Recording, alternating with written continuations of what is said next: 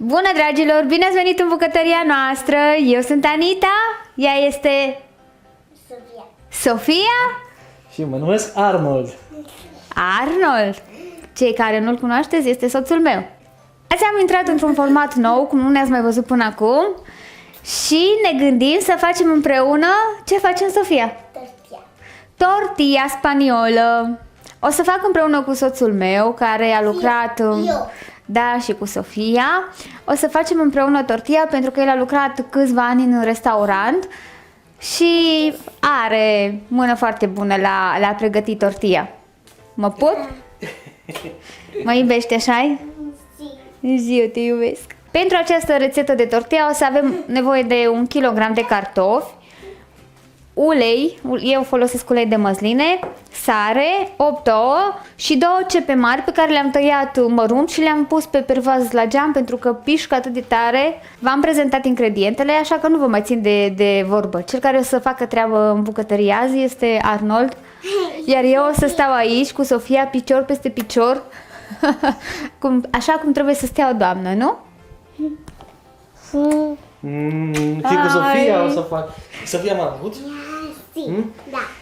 Facem tortilla. Da, vrei tu. Între timp Arnold s-a dat să taie cartofii, deci trebuie să fie mărimea asta. Da, vedeți așa micuțe. Ingredientele o să vi le lăsăm în descriere. Facem acum tortilla clasică spaniolă. Se poate face cu mai multe ingrediente, de exemplu cu pui, cu atun, cu hamon, cu legume. Y con queso. Și cu queso, da, și cu brânză se poate face. Con brunza y con cartón. Se vede? Ajá. Se vede, Sofia? Sí. Mami, quiero mezclar.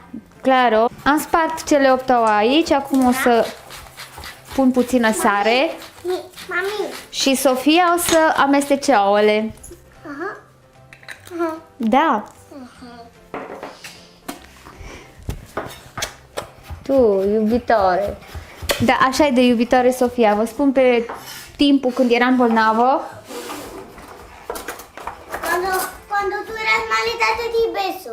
Da, asta vreau să spun la prietenii noștri, că eu când eram bolnavă în vremea aceea, ea simțea că nu mă simt bine și venea și mă pupa.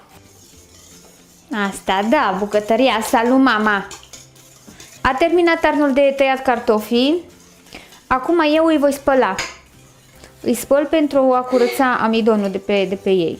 Am să-i spăl și o să-i las la scurs să se scurgă de apă. Iar între timp o să punem uleiul să se înfierbânteze. Am spălat cartofii, iar acum o să îi las să se scurgă. Avem și ceapa tăiată mărunt aici.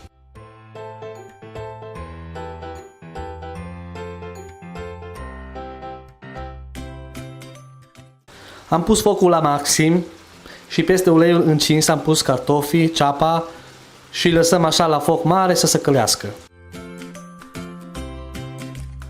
Uitați ce fain s-a făcut, ioi. Cartofii și ceapa s-au călit deja, acum îi vom scurge de ulei. Acum ce voi face, voi introduce aici peste ouăle bătute în poziția de cartofi. Voi săra. Și acum voi amesteca. Așa, acum am amestecat aici. Și vom da focul la maxim. Uitați, foc mare și acum adaug totul. Adaug la foc mare, așa, mișc,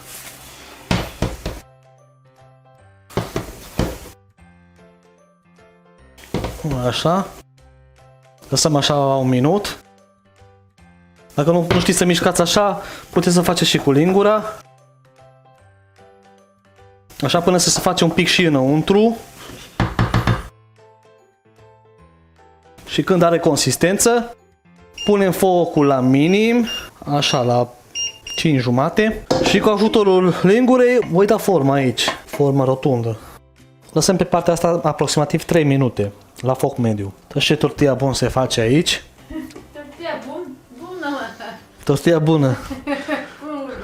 Acum facem un movimento sexy. Da, acum o să fac o mișcare sexy, zice el. O să punem acest platou peste tortilla, așa, și cu o mișcare rapidă îl întoarcem. Uitați. Ați văzut? Uite la el, ce artist. Ați văzut artistul? S-a făcut super bine. O vom pune înapoi, cu grijă. Așa. Și pe cealaltă parte, lăsăm să se facă tot așa 2 minute. 2 minute jumate. Hai să facem TikTok. Cum întorci postiv? Hai, că știu, îl pune acolo pe ea. Un movimento sexy. Tortilla de patata. Uitați cum arată. Chef Arnold. Asta e bărbatul meu, care face toate poftele. Nu degeaba au zis cine o zis. Tortilla de patata. Uitați cum arată. Chef Arnold. Așa arată tortilla spaniolă făcută de soțul meu, care a lucrat mulți ani în bucătărie. Acum o să tai o bucată ca să vedeți și voi cât de bine arată în interior. Ia uitați cât de bine arată și este atât de bună. Ce bine miroase.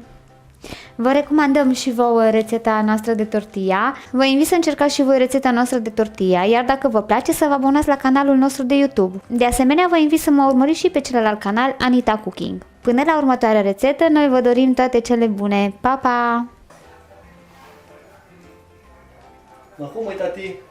Me gusta. Îmi place! Așa se zice în românește, ca să te înțeleagă los amigos. Me